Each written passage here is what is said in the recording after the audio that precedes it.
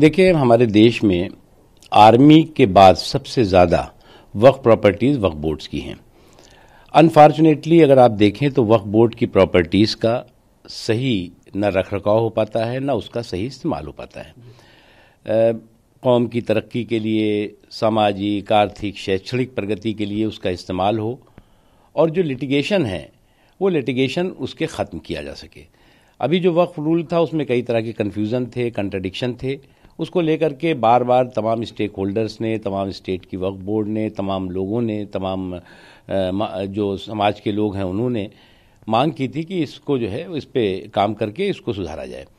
उस संबंध में एक जस्टिस ज़काउल्लाह साहब के नेतृत्व में एक कमेटी बनी थी, जिस कमेटी ने की काफ़ी अच्छी रिपोर्ट दी है और उस रिपोर्ट में जो है वो कई इम्पॉर्टेंट चीज़ें हैं, ख़ास तौर से वक्फ की प्रॉपर्टीज़ का सही ढंग से इस्तेमाल कैसे हो सकता है, लिटिगेशन कैसे ख़त्म किया जा सकता है। बहुत बड़े पैमाने पर जिस समय बंटवारा हुआ था तो बहुत से लोग आए थे, वहाँ अपनी प्रॉपर्टी छोड़ के यहाँ आ गए थे और भी तमाम ऐसे महत्वपूर्ण चीज़ें हैं जिनको कि उसमें टच किया गया है। मिनिस्ट्री उसको एग्जामिन कर रही है और जल्द उसको लागू करेगी। देखो भैया, एक बात समझ लो आप, ये जो गठबंधन महागठबंधन है इसका आगाज़ जो है इतने झगड़े का है तो अंदाज कितने लफड़े का होगा इसका अंदाज़ा आसानी से लगा सकते हैं।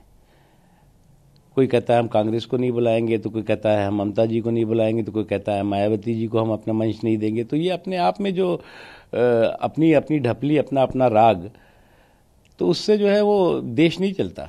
आज देश एक स्टेबल गवर्नमेंट चाहता है, एक स्ट्रांग गवर्नमेंट चाहता है, एक इफेक्टिव गवर्नमेंट चाहता है और नरेंद्र मोदी जी ने इन 4.5 पौने 5 सालों में देश को एक स्टेबल गवर्नमेंट दी है, एक स्ट्रांग गवर्नमेंट दी है और एक इफेक्टिव गवर्नमेंट दी है और परफॉर्म करने वाली सरकार दी है।